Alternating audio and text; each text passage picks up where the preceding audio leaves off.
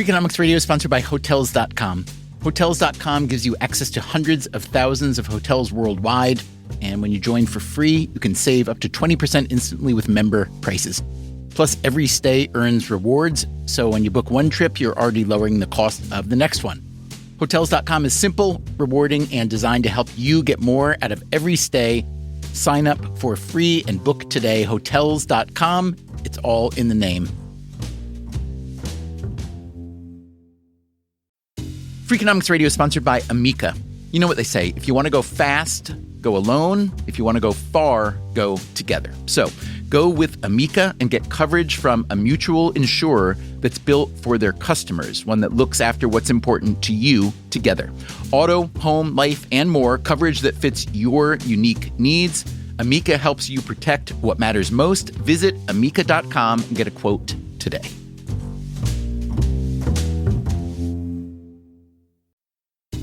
Freakonomics Radio is sponsored by Mint Mobile. Ditch overpriced wireless with Mint Mobile. Cut your wireless bill to $15 a month at mintmobile.com/freak. Upfront payment of $45 for 3 months, $90 for 6 months, or $180 for 12 months. Plan required, $15 per month equivalent. Taxes and fees extra, initial plan term only. Greater than 50 gigabytes may slow when network is busy, includes up to 20 gigabytes hotspot. Capable device required. Availability, speed, and coverage varies. See mintmobile.com.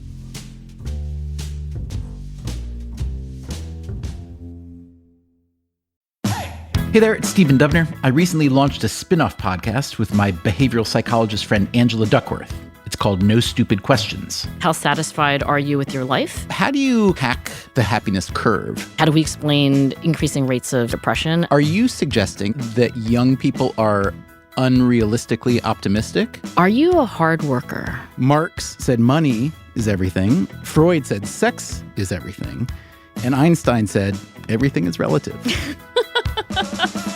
And I say you should subscribe to No Stupid Questions right now, wherever you get your podcasts. As for Freakonomics Radio, here's a question for you. Has sheltering in place protected you from meetings? No, me neither. And virtual meetings can be even worse than the regular ones. So we thought it was time to dig into our archive to play you an important episode we put out last year. It's called How to Make Meetings Less Terrible. Most of the rules still apply, maybe more so in a socially distanced world. Hope you enjoy.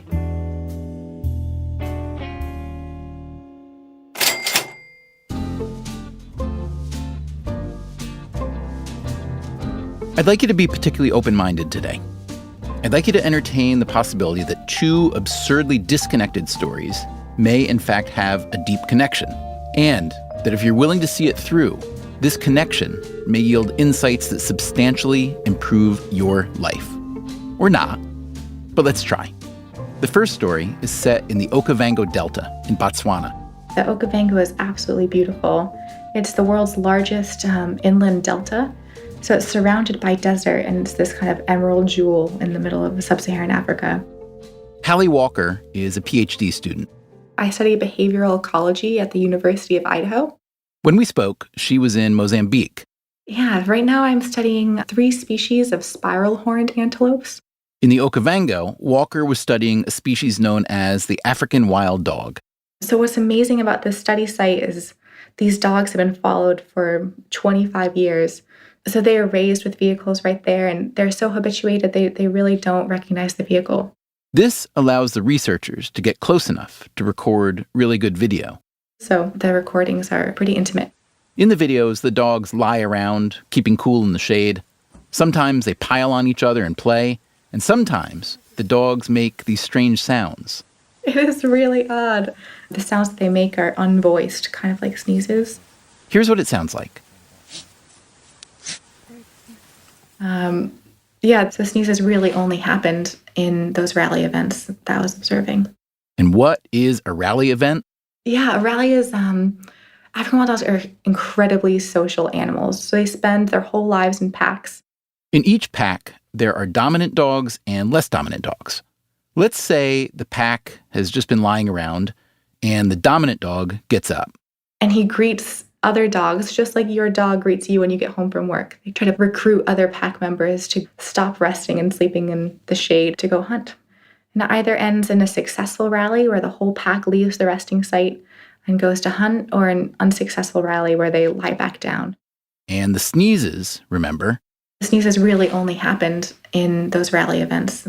The only other sneezes that we observed was about 15% of them looked like they were just sneezing because they got dust in their nose.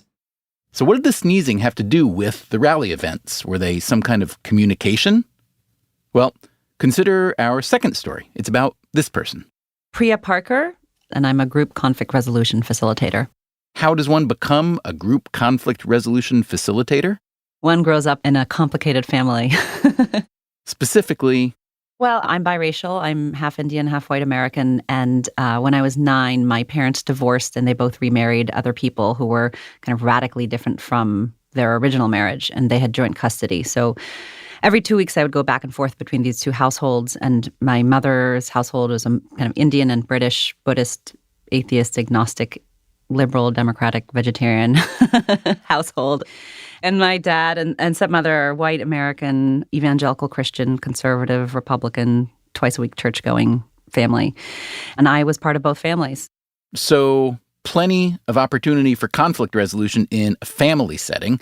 Parker went on to formally study conflict resolution, and she ultimately resolved actual conflicts, or at least tried to, in Africa, India, the Middle East. And these days, she's hired primarily by companies in conflict. Companies, it turns out, often try to resolve their conflicts by holding meetings. And a lot of these meetings are unsuccessful. Why? There's a belief, sometimes spoken, sometimes unspoken, that all meetings should be de-risked. Yes, there is an opportunity to kind of be embarrassed or to lose face, but we have so over-indexed on not wanting that to happen that we've drained the meaning and the relevance out of so many of our meetings. Have you ever been to a meeting where no one says what they really think? Of course you have. But, unhealthy peace can be as threatening to human connection as unhealthy conflict. And in my experience, because of the norms of our culture, and particularly in the U.S., most of our gatherings suffer from unhealthy peace, not unhealthy conflict. So Priya Parker likes to introduce healthy conflict into meetings, to turn the meeting from a time-wasting orgy of passive aggression into a well-oiled decision-making machine. If you were looking for a model to do the same, you could do worse than copying our friends, the African wild dogs. Remember, the sneezes happen when one of the dogs rallies the pack to go hunting. Hallie Walker was trying to discern the difference between a successful rally and an unsuccessful one. It turned out the sneezes were a strong indicator. In successful rallies, there are about 7 times more sneezes than in unsuccessful rallies. Could it be that the sneezes are how the dog pack votes on whether to go hunting? That a sneeze means, sure, let's go hunting now. And no sneeze means, nah, let's lie in the dirt for a while. So our research actually didn't establish any direct causality. That's the kind of subtlety that I definitely want to get across. So we have a very, very strong correlation between the number of sneezes. So it could be that, they've already decided and they're clearing their nasal passages to leave.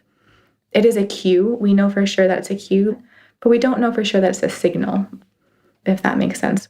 But Walker did find a relationship between the number of sneezes and the status of the dog that attempted the rally. When a dominant individual was the one that got up and started the motion. Dominant as in the boss. Picture a meeting at your company. It's being led by the global sales manager. When a dominant individual started the motion, then it only required 3 sneezes to guarantee success for them to leave the area. And if it was a subdominant individual. Now picture same meeting, but instead of being led by the global sales manager, it's the assistant to the regional manager. If it was a subdominant individual, it required more than 10 sneezes for them to leave. So we drew from that shifting quorum threshold that your vote matters, but some votes just matter more. So if the dominant dog wants to leave, it takes fewer individuals to add support to the motion to leave. but it takes a lot more momentum to convince the dominant individual to leave their resting site. Have you ever been in that meeting? Yes. Yes, you have. You have been in every kind of terrible meeting there is. How do we know? Because we asked Freakonomics Radio listeners for their meeting stories, and here's what you told us. I have no idea what I'm doing there because it's not relevant to my work at all. Most of us ended up working late because we had to be in the meeting most of the day. And to add to that, the guy who invited all of us said, I've got to run, enjoy the meeting, and he just, poof, left. And so they were literally like climbing up on the table and like each had a knee on the table, shaking fists and screaming at each other. My boss berated me in front of everybody for being disrespectful. And I didn't really understand, thinking, this is what I've got myself involved in meetings like this. So today on Freakonomics Radio, why do we have so many meetings? What do we expect to happen in them? And how can they be better?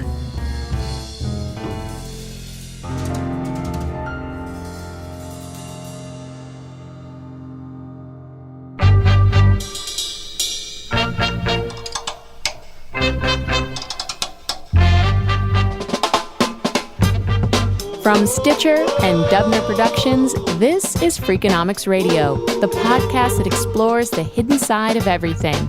Here's your host, Stephen Dubner.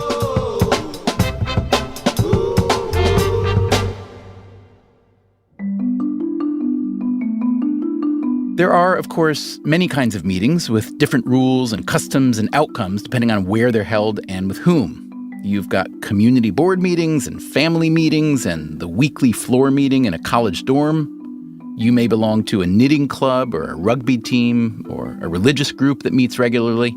With such variety, there is no way this episode can be remotely encyclopedic. So we will focus on the most standardized meetings, the ones held by professionals in offices, whether it's a construction company or a tech or healthcare firm, whether it's a nonprofit or an academic or government department, because all those places have a lot of meetings.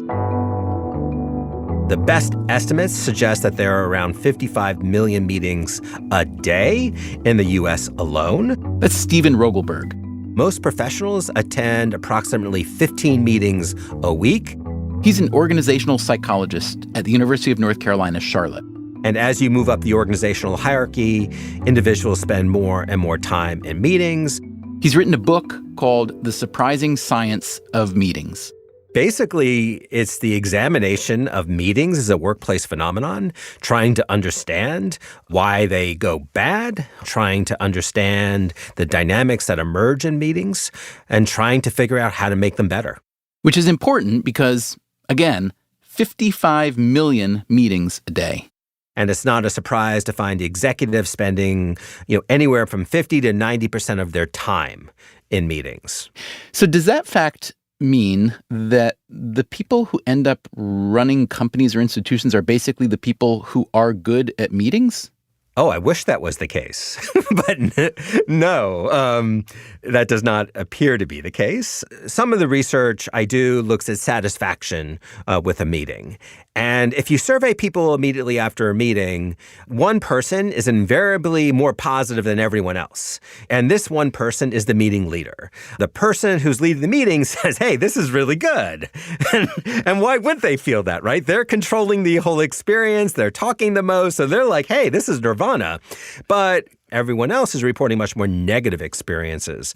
So in other words, you don't have to be very good to be considered even, let's say, top quintile. That appears to be the case. So when you consider the fact that too many meetings has been identified consistently as the number one source of frustration at work, the number one time waster at work, research has shown that around 71% of senior managers view meetings as unproductive. Now, this is jarring, right? Because senior managers are the ones calling the most meetings. So if senior managers are calling them unproductive, we know we have a problem. Bad meetings have just been accepted as a cost of doing business. I give these speeches to senior HR leaders and talent leaders across the Fortune 100 companies, and I ask them, how many of you have any content on your employee engagement surveys that covers the topic of meetings? Do you want to guess how many people raised their hands? 2%. Hey, that's a really good guess. Yes, that's right. And so there is no organizational intentionality around this. And with no organizational accountability, leaders are just part of this system where bad meetings are just the cost of doing business, like the rain is in London. So I study meetings because I dislike them tremendously. I study them because I know it is a source of frustration for so many people. Okay, so we hold a lot of meetings, even though most people don't like meetings and consider them unproductive. But there's a wrinkle.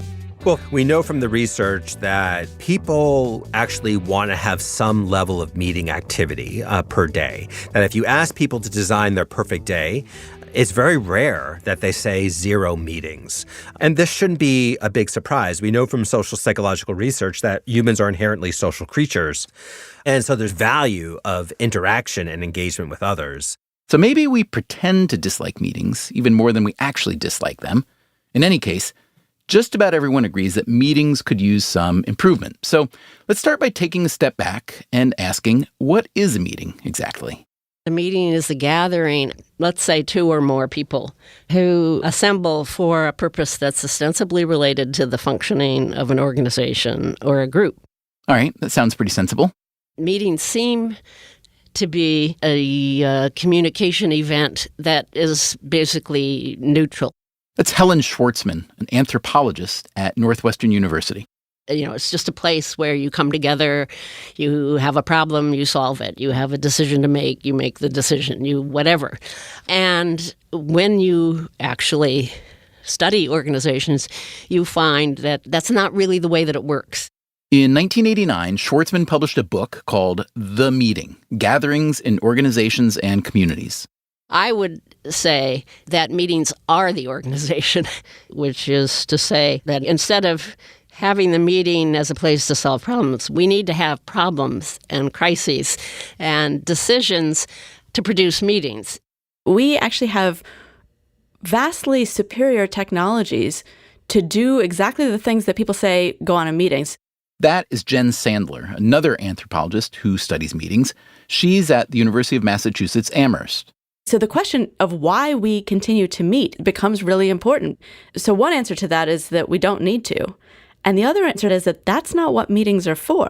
That might be what we tell ourselves that they're for. And most of us have this experience too, where we go into a meeting that is ostensibly to make a decision, but it's clear that that decision has been made prior to the meeting. And then, we might ask as participants in that meeting, why are we even meeting then?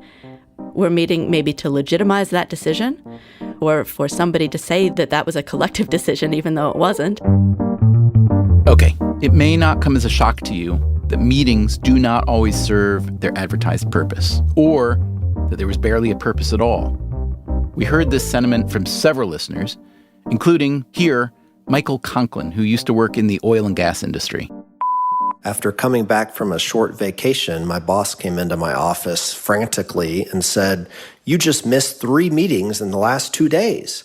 And I said, "Oh my gosh, I must have missed so much. Tell me all these things that have changed." And the boss froze and said, "Well, nothing really changed. Just keep up the good work." I figured that was a pretty good indication those meetings did not need to take place. So let's hear what the experts say about meeting basics.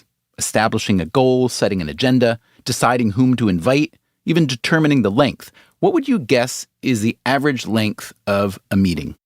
Magically, the average length across the world is 1 hour, and there's just no reason for that. This is a modern phenomenon that has emerged due to calendaring programs like Outlook and Google Calendar. So if you could invade everybody's calendar on Earth and have a new preset that was not 60 minutes, what would it be? I just want the leader to think about how long the meeting should be. So given a set of goals, make a decision, right? This is particularly important given something called Parkinson's Law. And Parkinson's Law is this idea that work expands to whatever time is allotted to it. So if you schedule an hour, it's going to take an hour. But if you schedule 48 minutes, it's going to take 48 minutes. If you doubt the legitimacy of Parkinson's Law, Consider this story from a listener named Chad Weeb. He's a financial planner in Canada. So my boss at the time said, let's have a 4-hour-long meeting, which is excruciating. So at the end of this planning meeting, we had half an hour still to fill. And so I put my hand up and I said, you know what? I think it would be really appreciated if we just cut everybody loose a half hour early, let everyone get back to the office a little bit earlier. And I was met with silence for about 10, 15 seconds before one of my other middle managers piped up and said, you know what? I just brought in a client who's a magician. And so we hired a magician for half an hour. It was unbelievable. Here's Steven Rogelberg's advice. Rather than hiring magicians to fill out your scheduled meeting time, set a tight time frame and use that tightness to your advantage. Psychological research shows that when you add a little bit of pressure, it creates more focus and optimal performance. So if this results in you starting your meeting at 1:12 p.m. and ending at 1:50, so be it. You are in control. Make choices. We go into autopilot and we follow specific scripts, and we don't actually think about asking the first question of all meetings, which is, what is the purpose of this meeting? Priya Parker again. Her book is called The Art of Gathering. So it's our Monday morning staff meeting. It's our Wednesday afternoon sales meeting. That is not a purpose. That is a category. So what is the primary purpose? What is your desired outcome of the staff meeting? If you are having this on a Monday morning, what do you want to be different for this week? If we weren't to have this Monday morning meeting, would anything be different? And if nothing would be different, scrap the meeting. If a leader truly recognizes that they are inherently a steward of others' time, they do meetings differently, right? They think carefully about what the meeting should cover. They think carefully about how that meeting should be facilitated. And we do this all the time when it comes to meetings we have with customers, right? When we meet with a customer, we think about that in advance. But when it comes to employee meetings, we just kind of dial it in. We rely on habits. And a great example is the research shows that 50% of agendas are recycled. We would never do that with customers. My biggest piece of advice is, if you're going to get people together in person when time is limited and resources are limited, gather around the things that you can't figure out over email. So when you are thinking about your agenda, consider framing it not as topics to be discussed, but consider framing it as questions to be answered. By framing it as questions to be answered, it's easier to determine who needs to be there because they're relevant to the questions. I feel like every time you call a meeting that involves a lot of people from different arenas, you are inevitably asking each of them to waste a lot of time. Meetings are getting larger and larger and larger. And this phenomenon is not happening out of bad intentions. Typically, we just don't want to exclude anyone. And at the same time, technology makes it so easy for us to just hijack someone's calendar. And the research shows that larger meetings are just filled with additional dysfunction. While people generally complain about having a meeting, they complain just as much if they are not invited to a meeting. Given this reality, there's a couple things that we can do. So first of all, we can actually design the agenda such that part of the agenda is relevant to a large group of individuals, and then part of it is relevant to a smaller section of that. So a big group attends for part of the meeting, and then people leave. And then it's a smaller group that has additional discussion. And what a leader can do is once they start thinking about, meeting attendees as being core versus secondary, that can be a very useful distinction. Most of us have been raised with the age-old adage, the more the merrier. And for most gatherings, unless it's literally a rave, a soccer match, or a concert, the more is the hairier or the scarier. If you go to those secondary individuals and you tell them, hey, I'm having a meeting. Here are the topics we're going to talk about. If you have any input on these topics, please feel free to email me. I will also show you the minutes of the meeting. And at any point down the road, you want to go to future meetings, you're more than welcome. And people really appreciate being given arguably the best gift in the world right now, which is time. The more specific your purpose is, the more people can actually see themselves and say, what I do is not actually relevant to that. So don't make exclusion personal. Make it purposeful. Okay, I need some personal advice because I try to avoid meetings as much as possible. So I'm showing my bias. I don't typically enjoy meetings, but also because of what I do for a living, I just want my days unencumbered. I want my days for reading, writing, thinking, and interviewing people. And I don't want meetings. So sometimes they're unavoidable and sometimes, they're great and useful. I don't mean to rain on them. But one thing I don't like is when you arrange a meeting with someone, it's usually via email, and then they send me a calendar invite. But I don't want somebody else's software living on my computer. And then every time there's an update to it, I get another alert. I don't want the distraction. Like, I took the time to plan the meeting. I know how to plan a meeting. I put it in my calendar. I'll be there. You don't feel my pain. That's okay. We can move on. I actually think it's actually very deep. So we live in an age where you're talking about software, but basically we live in a multicultural, diverse, everybody is kind of their own island, but also all sorts of other things world. And we're all gathering all of the time. And gathering at some level is a form of imposition. At some level, no, sorry. Yes, sorry. No. Well, actually, what I love about how you're talking about it is it should be thought of as a form of imposition. And you only take the meetings or the gatherings where you think that you are willing to tolerate that imposition. And what you're talking about is I actually think your instinct to say, I want to have my days free, I want to think, I want to write, I want to interview, is a much healthier instinct because you're raising the bar for anything to get through to you. And so for many of the companies and organizations I work with, I don't say gather more, I say gather better. And in many cases, that means gather less. Coming up after the break, how to gather less and better, how to start your meeting, how to end it, and how to make sure that any physical violence is pre-planned. We basically said, welcome back to the cage match.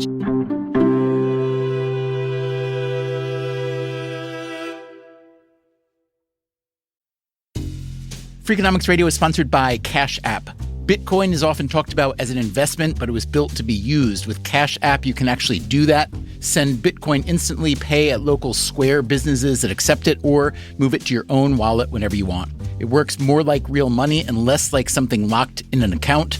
For a limited time, new customers can get $10 added to their balance. Just use code CASHAPP10 when you sign up. And don't forget this part, send at least $5 to a friend in the first 2 weeks. Terms apply. Cash App is a financial services platform, not a bank. Banking services provided by Cash App's bank partners. Bitcoin services provided by Block Inc. brand. For additional information, see the Bitcoin disclosures at cash.app/legal/podcast.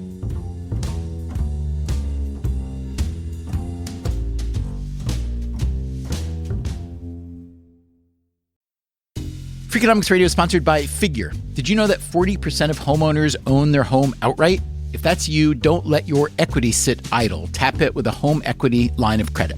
Figure, the #1 non-bank HELOC lender in the U.S., helps tap equity you've built in your home so you can do things like tackle a renovation or pay down debt. HELOC is a line of credit secured by your home. You can draw what you need, repay, and draw again. Figure offers a 100% online application. Get approved in 5 minutes and funding in as few as 5 days. It's faster than a bank loan and cheaper than a personal loan. Check your rate today without impacting your credit at figure.com/freakonomics. This post is sponsored by Figure, NMLS ID 1717824.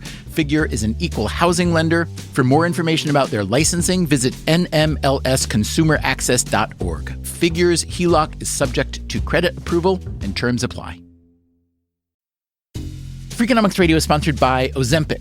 Innovation happens through rethinking what's possible, and when it comes to GLP-1s, Ozempic pill does just that. Learn more about Ozempic semaglutide tablets, 4 and 9 milligrams, by calling 1-833-OZEMPIC or visit ozempic.com to view the medication guide and ask your doctor what's possible with FDA-approved Ozempic pill.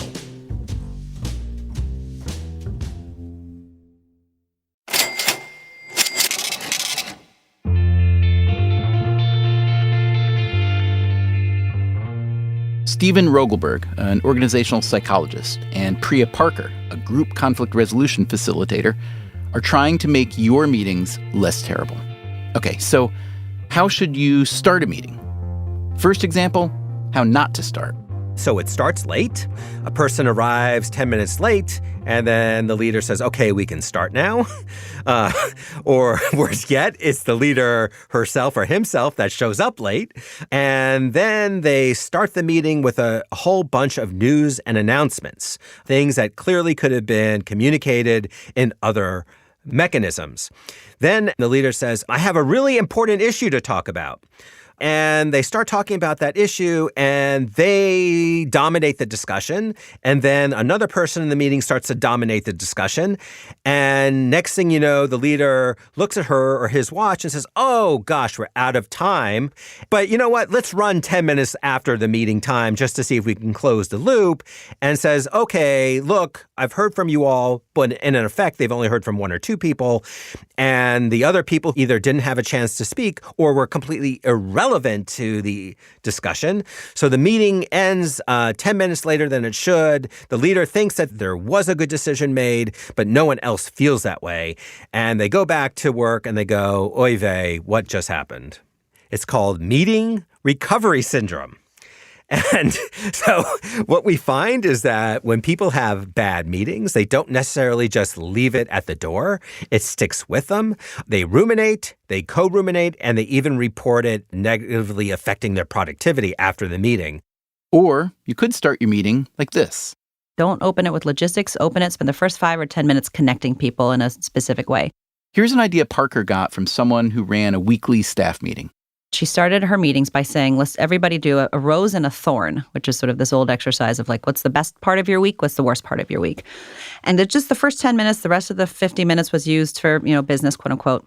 And she called me up and she said, my meetings have transformed. And I said, why? And she said, well, first, our team has changed over time because the risks people take vary week to week. Some people share silly stuff. Some people share deep stuff. Some people share stuff from work. Some people share stuff from over the weekend.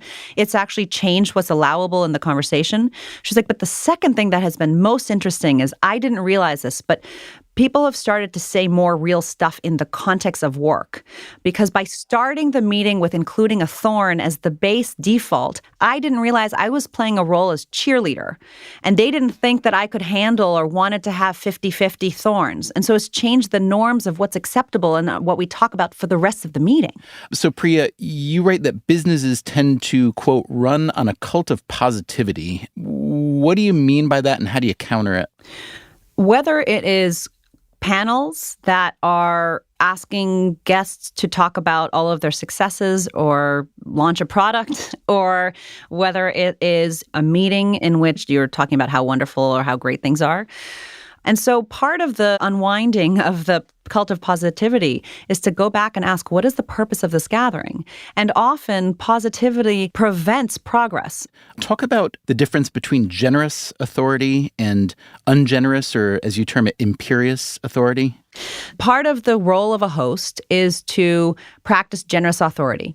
And I define generous authority to do 3 things with your guest. First is to connect them to each other and to the purpose, to protect them from each other, and to temporarily equalize them. Because in any type of group, people will fall into the default patterns that they always fall into, whether they know people or not. And your role as a host is to temporarily allow them to behave in a way that helps you collectively go to that purpose. So if I'm a meeting leader, I can do different things. Instead of asking people to prepare in advance, you allocate the very first part of the meeting to reading the preparatory materials. Because at that point, at least you know everyone has done it. And then there's other unconventional tools. Like even if I have a large group of folks and I want them to engage strongly on a topic, if I have people pair up and work in dyads, even just for a few minutes, and then come back together as a group, me having folks work in dyad changes the whole dynamic of the large group discussion. The level of communication and passion will be much higher. But what we know from the research is that left to just the standard protocols of people talking, that a decision better than what would have just been produced by the best individual in the room only occurs 20% of the time. So most typically, meeting performance is just not optimal. The problem with meetings is that the proportion of good use of time and bad use of time is out of whack. And so I think that's the critical issue. It's just figuring out how can we increase the proportion of good time over bad time.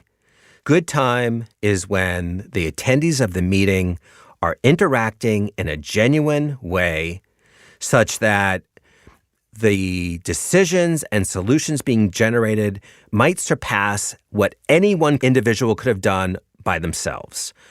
And that time is not necessarily free of conflict. In fact, we want conflict in meetings, but we don't want as personal conflict, but we want conflict around ideas. So if you have a group going to battle with incredible passion around ideas, that is a fantastic meeting, especially if it's a safe environment and people go, wow, that was amazing that we could have this level of disagreement, but in a way that does not castrate everyone in the room.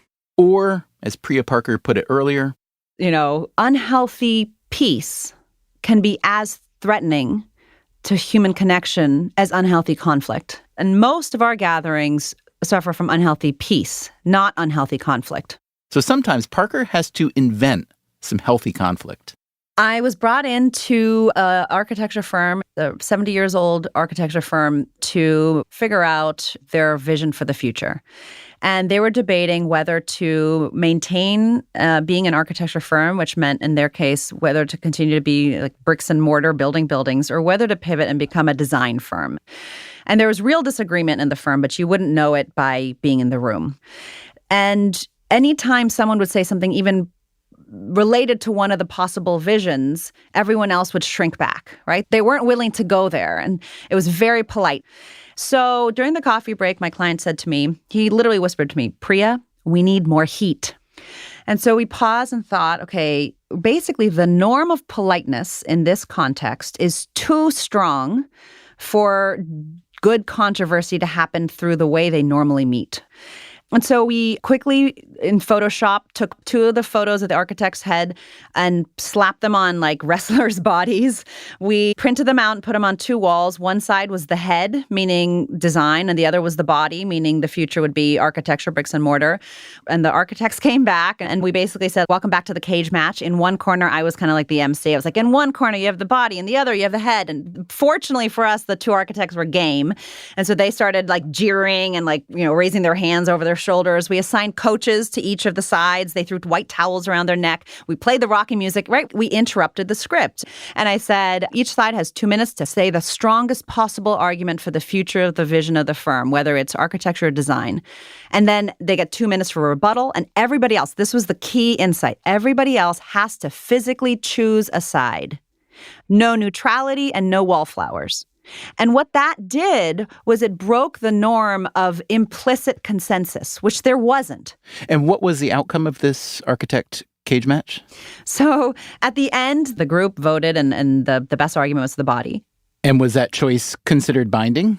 That choice was considered recommendational, but people knew that ahead of time. And so the deeper outcome of that meeting is that they have a shared memory that they are capable of this. They are capable of speaking in this way.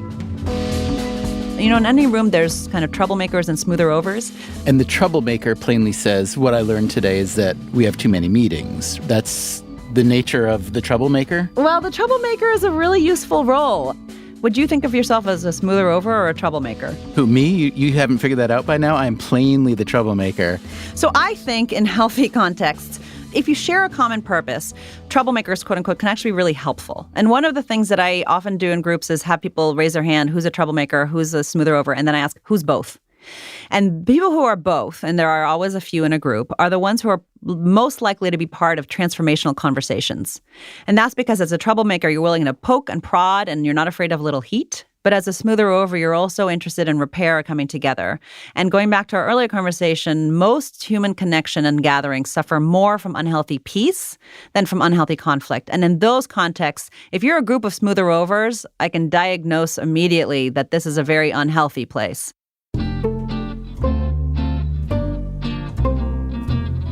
I'm happy to report that our listenership includes plenty of troublemakers as well as smoothers over. They've told us about some very successful meetings. My name is Elise Piazza, and I'm a cognitive neuroscientist at Princeton University. I'm actually pretty lucky because I often hear people say that was an awesome meeting. Lab meetings are opportunities for scientists to come together and share their latest data and then brainstorm next steps for the project. And occasionally we also discuss a recent, sometimes controversial journal article. I often come away feeling energized because I've thought of a new question to test or an algorithm to implement.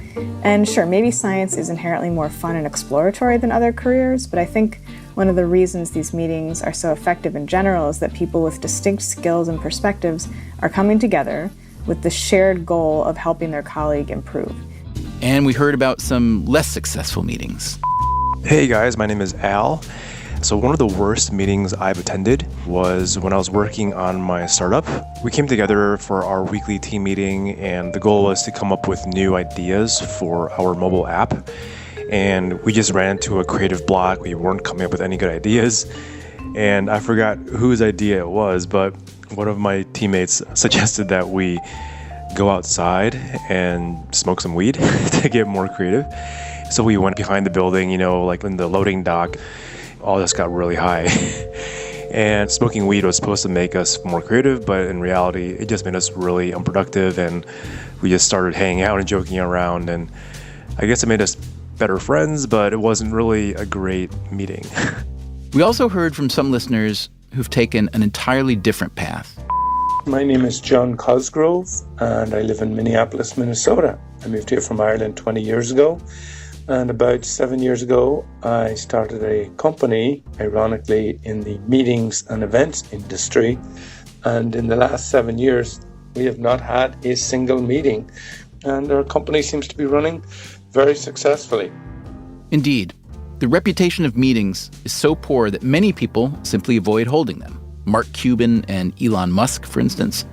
Some companies have instituted no meeting days to give employees a chance to do their work without being dragged off to the conference room.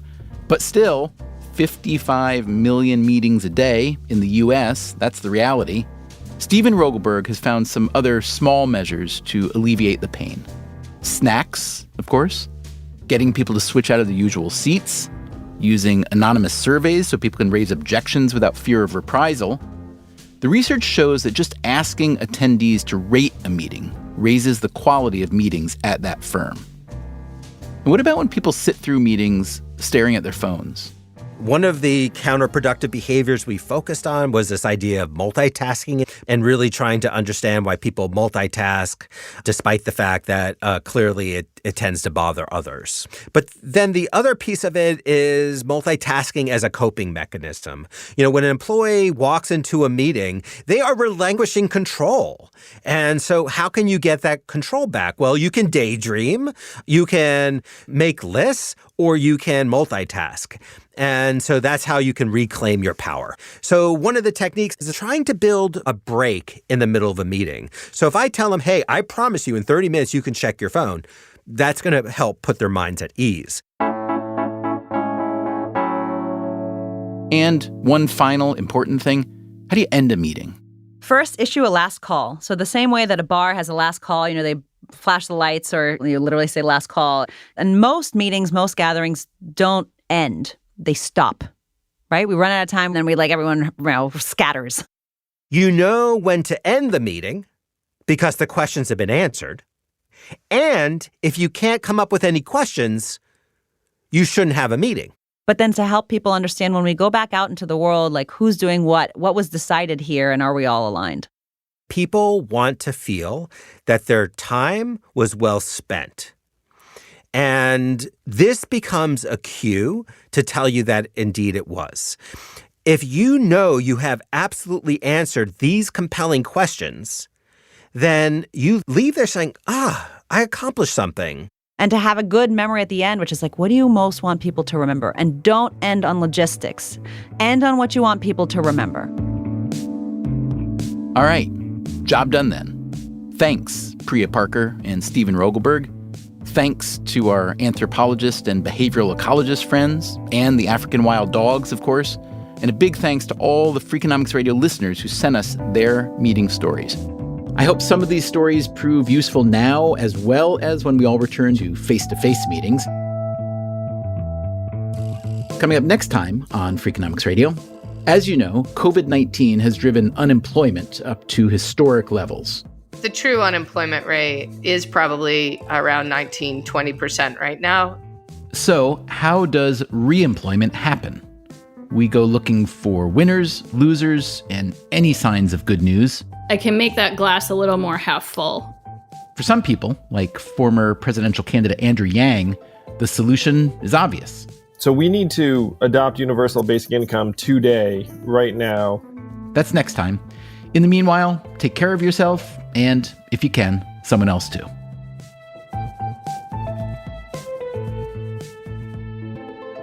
Freakonomics Radio is produced by Stitcher and Dubner Productions. This episode was produced by Matt Frasica. Our staff also includes Allison Craiglow, Greg Rippin, Zach Lipinski, Daphne Chen, Matt Hickey, Mary Duduke, and Corinne Wallace. We had help this week from Nellie Osborne.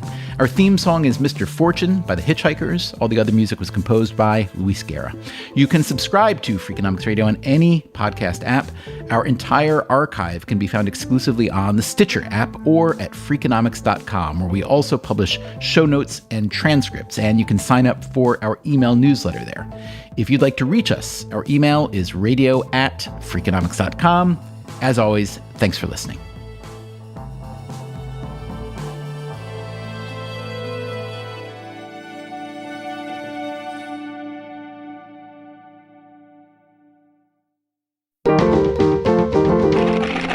Stitcher.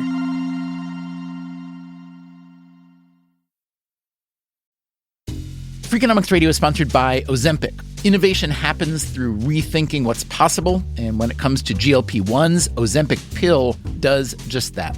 Learn more about Ozempic semaglutide tablets, 4 and 9 milligrams, by calling 1-833-OZEMPIC or visit Ozempic.com to view the medication guide and ask your doctor what's possible with FDA-approved Ozempic pill.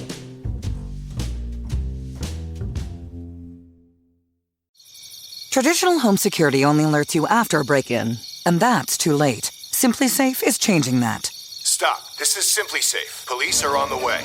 We don't just alert, we stop crime before it starts. Simply Safe, plan starting around $1 a day. Save 50% on your new system with professional monitoring at simplysafe.com/SXM or with promo code SXM. Outdoor deterrence requires a Simply Safe Active Guard outdoor protection plan starting at $49.99 a month. Visit simplysafe.com/licenses for alarm license information. Tennessee 2012. Hey there, I'm Stephen Dubner, host of Freakonomics Radio. If you love the podcasts in the Freakonomics Radio network, I want to tell you about a way you can get even more from us. To hear our shows without ads and get exclusive access to Freakonomics Radio bonus episodes, please subscribe to SiriusXM Podcasts Plus on Apple Podcasts or sign up at SiriusXM.com/podcasts plus. Start a free trial today.